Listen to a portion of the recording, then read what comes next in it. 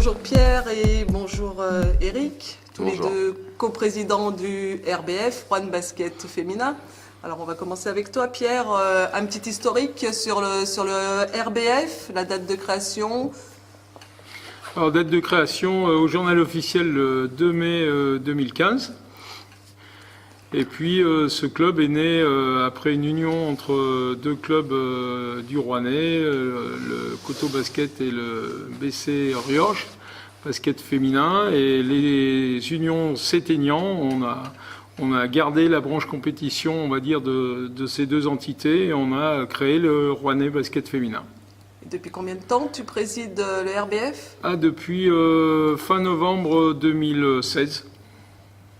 Le nombre de licenciés? Alors on est parti à 52 licenciés et on est aujourd'hui 103.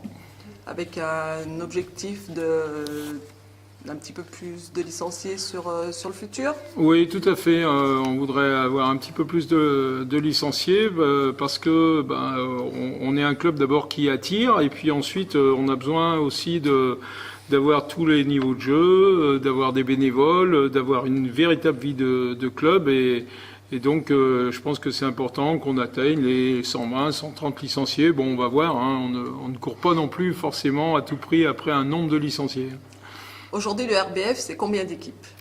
Alors, le RBF, c'est 10 équipes qui jouent en département, en secteur lyonnais, en Auvergne-Rhône-Alpes et en championnat de France.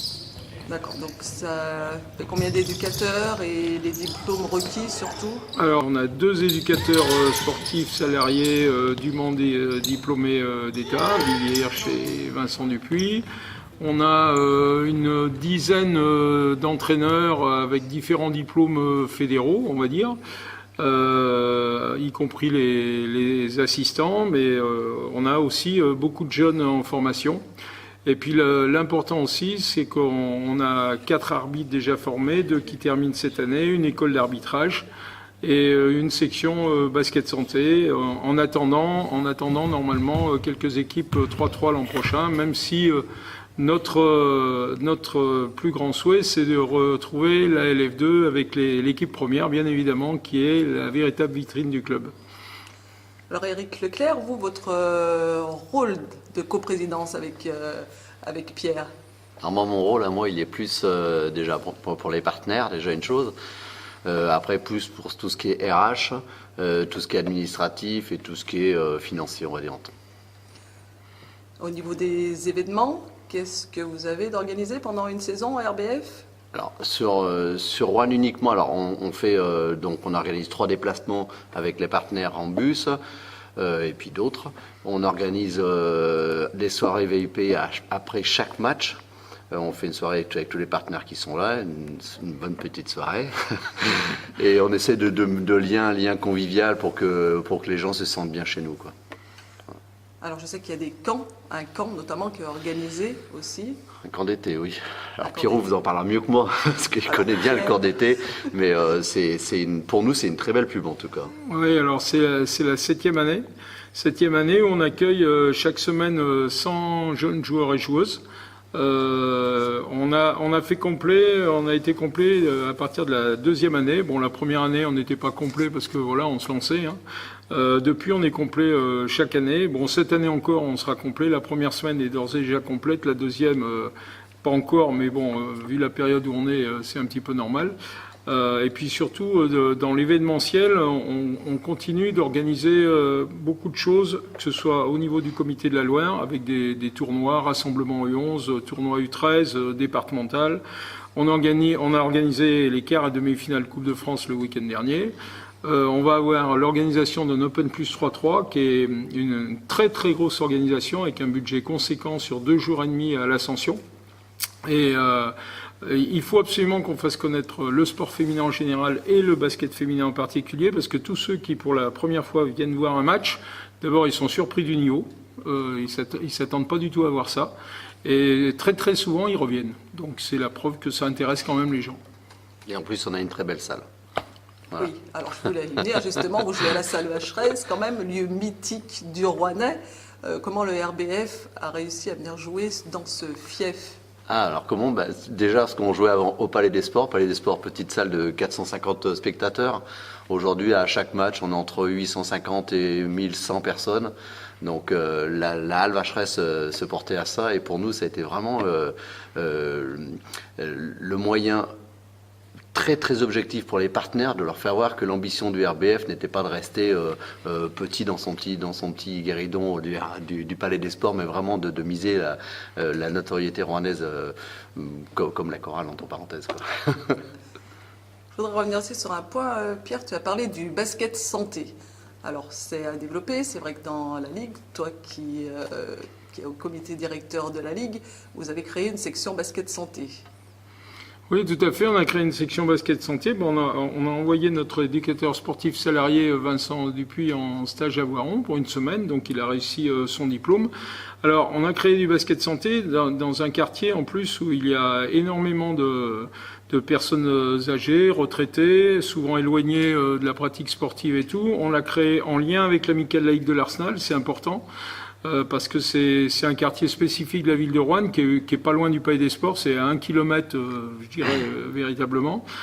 C'est important parce que là aussi, on souhaite offrir des prestations je dirais, à monsieur et madame tout le monde, se mettre un petit peu au service des gens éloignés de la pratique du sport, peut-être qui ont d'ailleurs quelques soucis de santé ou autres. Et puis très clairement aussi, on espère par ce biais avoir quelques bénévoles, simplement pour les remettre dans le circuit de la vraie vie, de la vie associative, ou plutôt que de rester tout seul chez eux devant leur télévision, ça peut être sympa de venir donner un coup de main à un club, même ponctuellement, hein. Il ne s'agit pas de les prendre au quotidien ou même tous les week-ends. À l'heure du 3-3 aussi, on parle beaucoup du 3-3 dans l'évolution. Est-ce que vous avez une équipe ou plusieurs équipes 3-3 ? Alors pour l'instant, on n'a pas d'équipe 3-3, mais on va via l'Open Plus présenter à tout le monde ce qu'est le 3-3. Bon, on sait qu'on a des joueuses intéressées par le 3-3. On a une joueuse de l'équipe 1, Alexandra Bottier d'ailleurs, qui a fait les demi-finales de l'Open de France l'an dernier, donc qui a un réseau vraiment sur le 3-3. Et on souhaite développer au sein du club aussi cela. Pourquoi ? Parce qu'à un certain moment, certaines joueuses ne trouvent plus leur compte dans le 5-5. Et certaines joueuses sont vraiment adaptées au 3-3. Donc voilà, on va proposer ça dès la rentrée prochaine. Merci messieurs. Merci. Bonjour Caroline et bonjour Olivier. Bonjour. Alors Caroline Buchet, tu es capitaine de cette équipe du RBF, Oui. qui évolue en NFA. Quel âge as-tu ? J'ai 27 ans, bientôt 28. Combien de saisons au RBF ? C'est ma 8e saison. Et vous Olivier, depuis combien de saisons êtes-vous au RBF ? C'est ma 6e saison. 6e saison. Avec un palmarès, on le sait, exceptionnel dans le basket féminin notamment. Qu'est-ce qui vous a plu dans le projet du RBF ? C'est l'ambition du club, des dirigeants qui voulaient vraiment construire un projet ambitieux.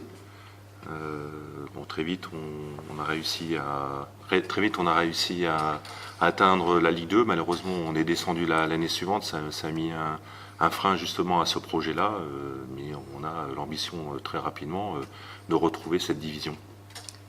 Alors Caroline est votre capitaine, c'est vous qui l'avez nommée ? Oui. Caroline, Oui. un rôle naturel pour toi, le leadership dans le sang ? Non, pas trop, parce que je suis plutôt réservée et timide, donc c'était pas inné pour moi.